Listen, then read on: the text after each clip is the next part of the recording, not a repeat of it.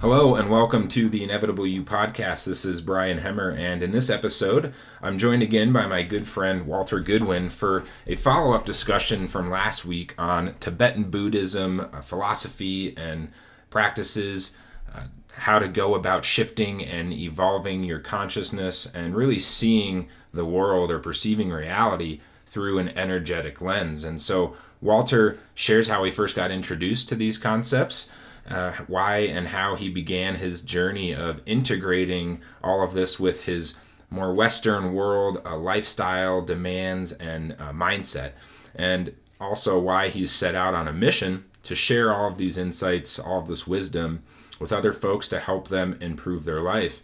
So we take a deeper dive into what it really means to perceive reality as energy, frequency, and vibration, how this helps with managing our own energy, and how this all ultimately helps make better choices, better decisions, and really improve our life. So hope you enjoy, and if you like what you hear, please give our episode here a like or a thumbs up, subscribe to our channel, and stay tuned because there will be more episodes to follow, more follow-up discussions with Walter. And if you want to reach out to him or learn more information about what he's doing, please go to his website, ironbirddharma.com. Again, starting with this conversation around seeing things differently, seeing the world, the reality through a different lens, and specifically around like frequency and vibration. Because as we touched on last time, we've been programmed, we're so used to seeing things as in what we call the 3D perspective, or the materialistic physical world, and ourselves as separate. We're just, our brains haven't been trained to perceive things as energy and frequency and vibration. So just wanted to go into that Yeah. topic a little more. Well, so backpedaling once again, I just was very interested in, at the time, I don't know if there was a word for it, but I'll call it today, in today's lingo, maybe consciousness studies. I got a degree in psychology, and I started doing transcendental meditation as a teenager. And so I just always had this sense that there was more out there than we perceive. And ultimately, that has proven to be true to me. And I was intrigued by people like Indian yogis and Christian and Buddhist mystics and people like that. And I was kind of like, cocky enough to go, well, if those bastards get to have those cool experiences, well, why am I not? Why am I precluded from that? And Right. so I spent a lot of my life chasing some of that down and some of those experiences down. And I happened to, as I mentioned last time to you, run into a couple of very interesting, powerful teachers who actually lived in those worlds. And, which normally I would think you have to go to a monastery in Asia or climb up to a cave in the Himalayas. But I got lucky and I met a guy at UCLA. I didn't have to go farther than some chemistry lecture hall to meet this guy. And he exposed me to some very interesting experiences. And I was not on any psychotropics, and they weren't pumping anything into the room. And he wasn't playing weird music and doing all kinds of stuff. And yet he was able to meditate with a large group of people, and effectively it shifted my consciousness incredibly powerfully. And I was just like, all right, so it is possible. You're not limited to going to Asia or doing a bunch of psychotropic, ingesting a bunch of psychotropic drugs, which I don't have anything inherently against, but still, I was kind of wanting to experience these things organically, myself. My premise was that human beings are capable of this, because some human beings are. So if they are, then, I'm Right. selfish enough. So I hung out with this guy for many years, and his thing, aside from meditation and various different practices, was live and work in the world. Don't run from your lives, and figure out a way to try and integrate it. And I have to Was say, I was did. he a professor at He was UCLA? just doing a guest lecture Oh, thing.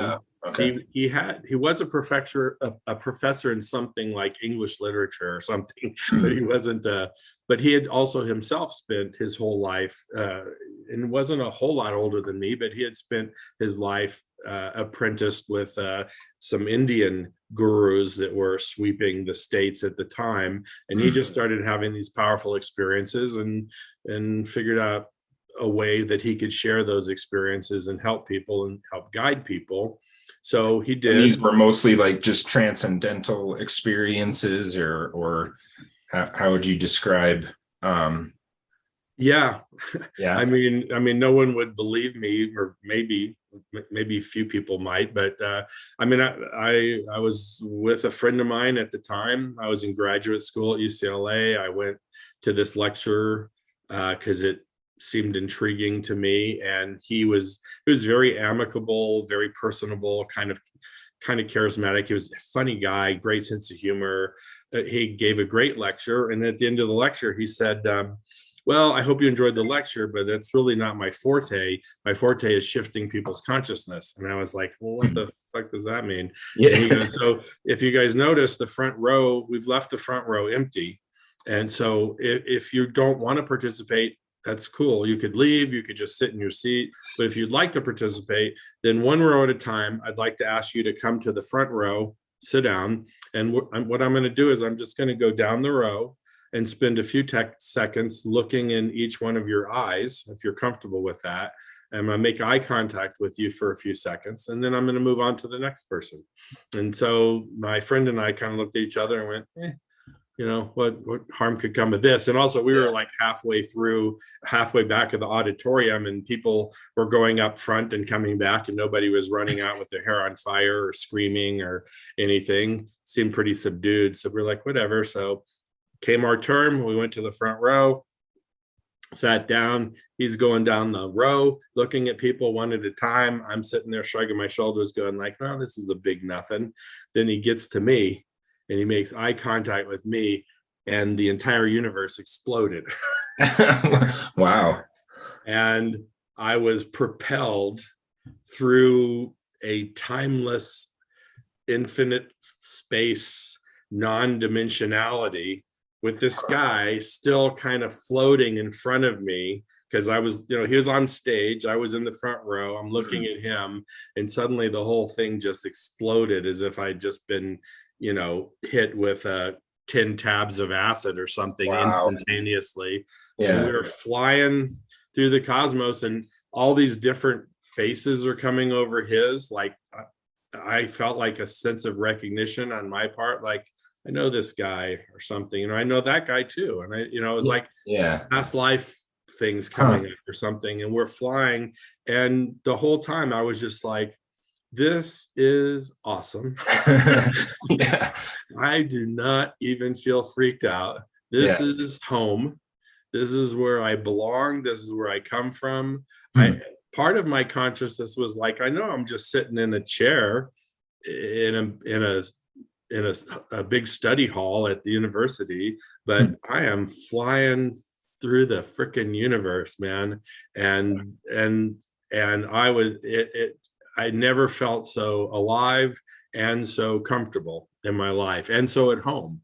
Just Wow. like it was kind of like, in one instant, all my suspicions about the breadth and depth of the universe and universal cosmic experience and the ability to do that, all of my aspirations and all of my intuition about that was all answered in one moment. Huh. I had this feeling of like, dude, you were freaking right. You're freaking right. You know, like, and then he looked at the next person, and as he shifted to the next person, the universe reassembled itself, and I was just like sitting in a chair in the front row, Wow. and he's sitting up on the stage cross-legged on a table looking down the row. Huh. And I was like, what the hell? And we went back. I talked with my friend. She said, I was like, did it? And she was like, oh shit. And then we chatted about it, and we had very similar kind of expansive cosmic experiences.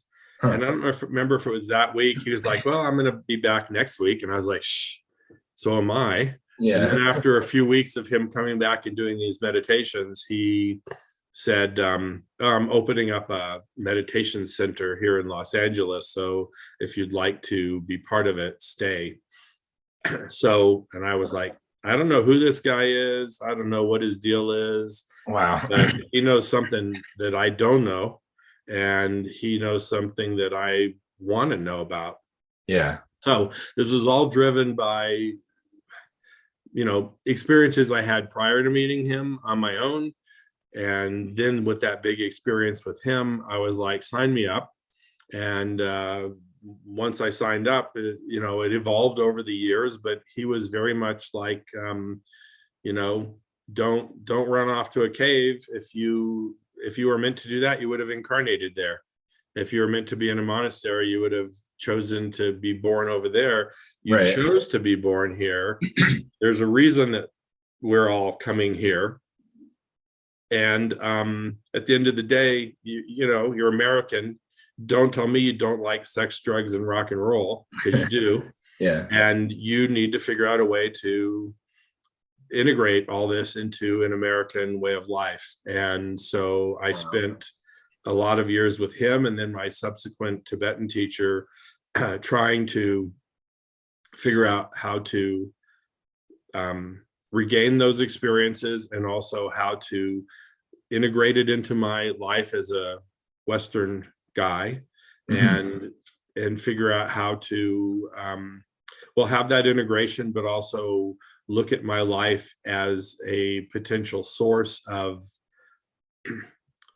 I don't know, generating or having those kind of experiences or shifting my consciousness. So yeah, back to your questions about consciousness. So yeah. I had this seed of intrigue, and I had these teachers that said, you're supposed to figure out how to do it in this life, in this world, in this society with its demands.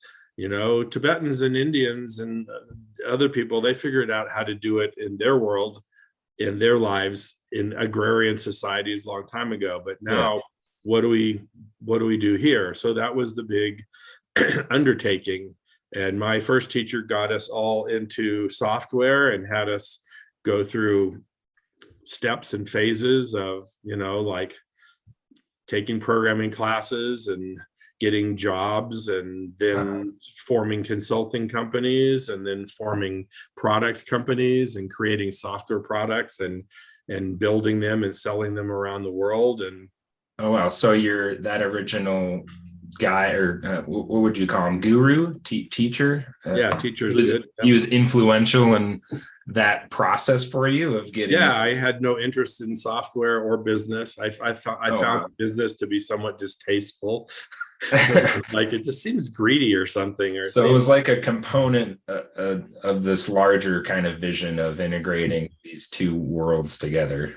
Yep. Wow. Yep. And then over time, as challenging as it was to accept all that or adopt all that, it became more and more clear over time that, to me anyway, you do have to integrate into your world, into your life. You do have to make your life work. He used to say when I first met him, things like, look, if every time you sit down to meditate, all you're thinking about is, I don't have the money for the rent. Yeah. That's not meditating. Right. That's sitting down thinking about shit. How am I going to get my life together? So he's like, get your life together. And then your mind can do more interesting things. It can take care of the basic needs before you can escalate up that pyramid of self-actualization, as we were discussing last time. Yeah. Exactly. So there's this whole component of integration. There's this component of kind of accepting these apparently divergent aspects of your life and trying to figure out how to integrate them, and then what does kind of tie it together, and how do you look at this more holistically, or I kind of don't like that word, but That's about as good a word as I can come up with. And Uh-huh. that's what slowly led me over time. And also my Tibetan teacher asking me to slightly westernize the things that he exposed me to make them more approachable and acceptable, because the practices are really good and the premises are really solid, but people reject certain things out of hand because it's like, well, I don't want to learn any Tibetan, or I don't want to be a Buddhist, like, but so they end up kind of rejecting things that could serve them. So he kind of challenged me, well, you're a software entrepreneur, and how do you integrate it? How do you make that transition in your mind? How do you work with the practices and techniques or whatever, Yeah. and make it make sense to you? So this is leading back to your questions. Like, the more I thought about it, I thought, well, how do I do that? How Yeah. do I make this make sense Yeah. and have it be more integrated in my life? And to make a very long, many year story very short, Yeah. I kind of went, well, what do all these things have in common? And as I started to look into a little bit some of the bleeding edge quantum physics stuff Hmm. that the scientists are doing, and even pop psychology is making interesting inroads into shifting your reactions to things. I mean, everybody's wanting to train their minds and to change their minds and to empower themselves and figure out mechanisms to success, and so no matter who you talk about, whether it's a Tony Robbins type, or whether it's a Deepak Chopra, or whether it's what's that other guy, the chiropractor that's pretty, he's another one of those. Joe Dispenza. Joe Dispenza, yeah. Yeah. I mean, I'm kind of like, well, all of these guys are, and the Dalai Lama, let's throw him in there. Like, Yeah. like all these guys kind of got their different take on it, but Yeah. they're all basically saying, you can rewire yourself, Hmm. and you can change your reactions to things, and you can shift how you engage with your world, and they all have different approaches and mechanisms to it. So I thought, well, Yeah. okay, we're in agreement. And through some reflection and toil and mistakes and missteps and misunderstandings, I finally came to this conclusion that, well, we, as you alluded to earlier just now, we perceive the world through our sensory perceptions, and they're largely put in place to filter billions of times more information out Right. than they let in. Right. And what is it? So how are we constrained by our senses? And what are they perceiving? Right. And how do we move beyond that? And I slowly came to the conclusion that, I mean, assuming you're not colorblind and I'm not, if I hold up something red and something green, you can tell the difference. Right. It's a specific frequency of the visible light spectrum. That's all it is. Which is only a small fraction of the entire spectrum of light. Which is also very true. And the other part of that entire spectrum of light is we see some things, but we hear other things, which is also just a different vibratory frequency. We just have these guys tune into a certain spectrum of frequency. These guys tune into a different spectrum of frequency. And we know that there's larger spectrums of frequency, like dogs can pick that up. Right. And hummingbirds can see ultraviolet, and there's infrared, and there's that. So I was like, whoa, sound, there's all that echolocation. Right.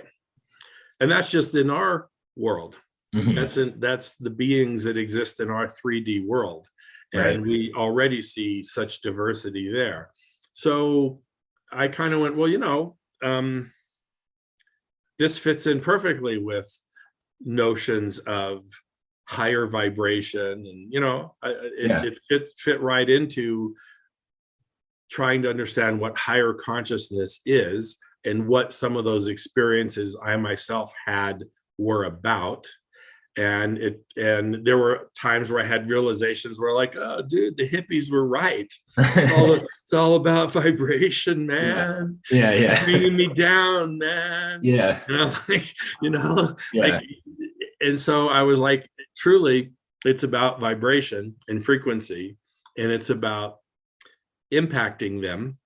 It's about understanding harmonics, like Tesla would say. And Tesla said, if you understand, what's his quote? If you understood, you want to know the secrets of the universe, I think think in terms of energy and vibration and frequency. And so I was like, they're all saying the same thing in slightly different ways, but it is, the Buddhist masters are telling you how to train your mind and refine your mind. And I was like, well, what does that mean? Yeah. And in Tesla's like energy, frequency, and vibration. And I'm like, huh. And so this led me the dots from starting to connect the dots. And I was like, well, so all these practices that my teachers had me doing, and I'm sure they said this, but it went in one ear and out the other, were practices that are intended to shift your vibration and shift your consciousness. Yeah. And the premise is, according to all the mystics and sages, is you could do it. It's not easy, but you can change your ability to perceive. You can enhance your ability to perceive, but you have to look at it in terms of energy, frequency, and vibration, which means you have to look at your life that way. Yeah. Well, it even shares the same principles as that you find in the physical world. Like I can't go to the gym today and deadlift 1,000 pounds. I'll need to train for a while, and who knows, maybe it doesn't happen in this lifetime, but like I still have to go to the gym and train in order to lift more weight, just as absolutely. Like I use those kind of analogies all the time, that you do have it. It's trainable. We are trainable, and we have to train if we want to shift. And what we're being held back by is the fact that we haven't been properly trained, in my estimation. Like, I guess the way I look at it is, if you think back in terms of energy, frequency, and vibration, to my mind, to be human is to exist within a certain bandwidth of consciousness, of awareness.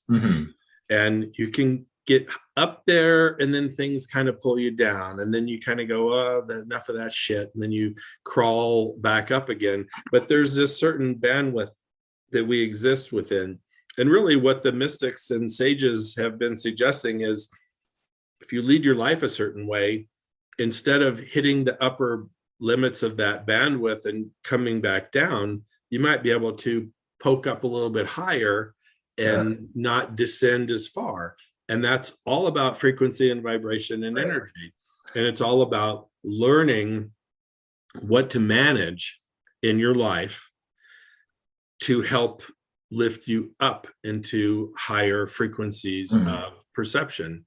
And those, just like you would tune into a specific radio station with your radio receiver, right? Like, that's it. So how do you, radio receiver, it's a perfect analogy. I've used it myself. You can, you turn the knob or whatever you do, or you hit the button and it tunes in. That's a little, so you can get it conceptually. That's all it is. It's just radio signals. And we're being bombarded by lots of these radio signals all the time, but we're not tuned into specific ones, or we need a receiver to pick that up. But we're all receivers. We are all our own receivers, but we're tuned into a certain radio frequency. So the question is, how do you tune into one that's better? And what are the things that impact that? And to me, that is the study. Just saying that I'm at a certain frequency, I largely share that frequency with you and other human beings on this planet, because of how our senses have developed and evolved, and because of how we lead our lives, which is kind of socioeconomic and cultural and religious and whatever else. we're programmed to respond and behave in certain ways against certain kind of stimuli. And so my argument, and I think the mystics and sages or whatever, all the little rules that have been applied socially and in religions or whatever, I think that that's just a translation, that it's a dumbing down of principles of energy management and consciousness management, just so that people can get it, like it's better to give than receive. Leave me alone, kid. Or like, like there's these things, these little moral precepts, but really they're just a derivation of some underlying principles that have to do with managing your energy better. And so if you're angry all the time and you're throwing anger around all the time, there's a reason that the religions have evolved and developed to say, like, thou shalt not kill, or thou shalt not do a lot of horrible crap, because it's bad for everybody else, but also that does certain things with your energy that prevents you from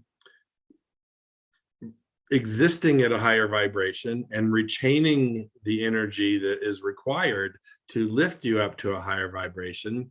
Right. So maybe I'm getting ahead of myself here, but I guess my whole point is, as we go through our lives and we have our thoughts and have our emotions, have our anxieties and fears, and have our desires and clinging and wants, and have our interactions with people, our families, our colleagues, all the things we engage with, we have all these energy exchanges all the time, but we don't think of it that way. We just think, why'd that asshole cut me off? Son of a bitch, but meanwhile, there goes all your energy, right? Yeah. So somebody tells you, oh, don't be so angry, and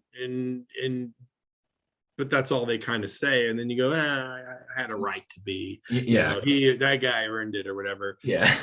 But if you reframe everything from an energy affects consciousness, and consciousness affects all of your perceptions, all of your comfort, if you will, all of your sense of satisfaction and completion and awareness and clarity, then you can start to kind of go, oh my gosh, all my actions affect my energy, which affects my consciousness.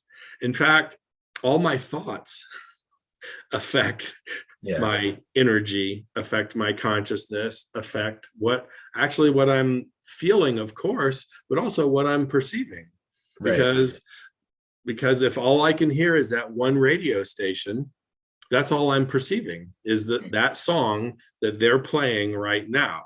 But if I had the ability to change to a different frequency, I'd be hearing a different song. Right. What those guys are playing.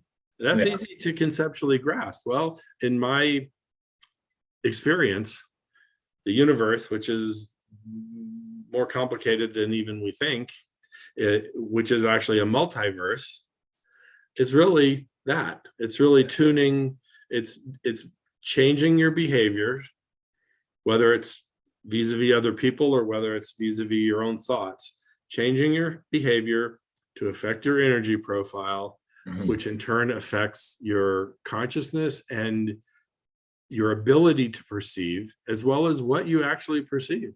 Yeah. Because you're perceiving a different song by listening to a different radio station. So the question is, if we want that, a lot of people don't. They're just happy living their lives and trying to make it through the day.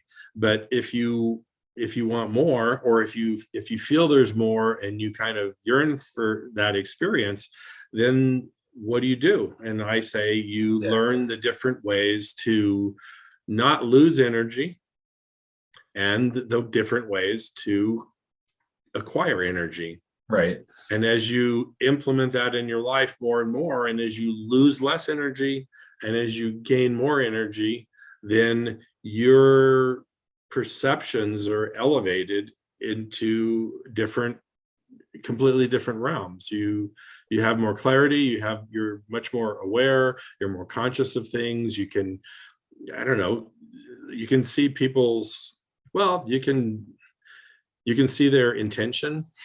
Yeah. You can, it's not judging, that's a bad word, but you can kind of see people's intention, and you can kind of know, is this person messing with me or not? Or, how do I communicate with this person or whatever? Or And maybe expand your level of awareness to maybe not just the one bandwidth you were used to, but maybe opening yourself up to receive more information that would allow you to make better judgments. I think is a good word, right? Make that's it. better choices. Make better choices and decisions, Yeah. because we make 1,000 of them every day, and all of them affect us. I mean, not to make it seem overwhelming, but there's big choices like, should I take this new job or not and move across the country? But there's little choices like, should I go to get groceries now or wait for 3 hours? And Right. what's the traffic going to be like? And that affects your consciousness. That, because if you're stuck in traffic, you're like, God, I'm wasting all this time. Shit. And it affects you. So you can start to be a lot more savvy about making those kind of little decisions that add up and help you have more clarity and more energy reserves and a different consciousness with which to make better big decisions. And we've all made big poor decisions and we've all made hopefully some big good decisions. So we know how impactful every big decision is. So if you could take baby steps to the elevator, as they said in What About Bob and Bill Murray and whatever years ago, if every little decision you make is a slight improvement in your energy profile and your consciousness profile, then you're in a better position when the biggies come along. Like, how do I handle this conversation with my boss, or how do I deal with this with my family or my spouse or whatever? You're in a different profile with which to engage with those bigger things better. And it just works. It's like if every day you put $10 in a savings account, over time, you got $100. You got Compounded $1,000. interest too. And it works like that. It Yeah. works that way. So the question is, how do you go about, and you started off this conversation by saying, what can you do to lead your life to be more successful and to essentially, make it better? Yeah. Isn't that kind of what we all want, is to be happy, whatever the hell that means for each one of us, and to have less struggle and be clearer and make better decisions. And, we each have our own lives. We have our own dreams and visions and goals. But if there were some kind of generic mechanism that you could apply so that you could come closer to achieving your dreams and goals, and someone else could come closer and I could come closer. And what I argue is there is a generic mechanism. It's managing your energy profile and your energy consumption and use and acquisition. And just basically, if you can do that, it will shift your perceptions and your clarity. And then from there, you make better decisions. And then you don't spend, 3 years of your life in jail, or you don't spend, in a dead end job or something. You do what you're in a better position to bob and weave and dodge some of those things in your life that we all invariably fall prey to. But you try your best to avoid as many pitfalls as you can and see them coming, and make good choices. And every time you do that, you end up taking a path and a trajectory which is just that much better. And you just keep one decision at a time. You keep making good choices, and you have a mechanism that you can employ by doing energy management. And all of that, I think we would all have to agree, put you in a better position and profile to make good choices in your life and have more happiness and comfort and success and less trauma and tribulations.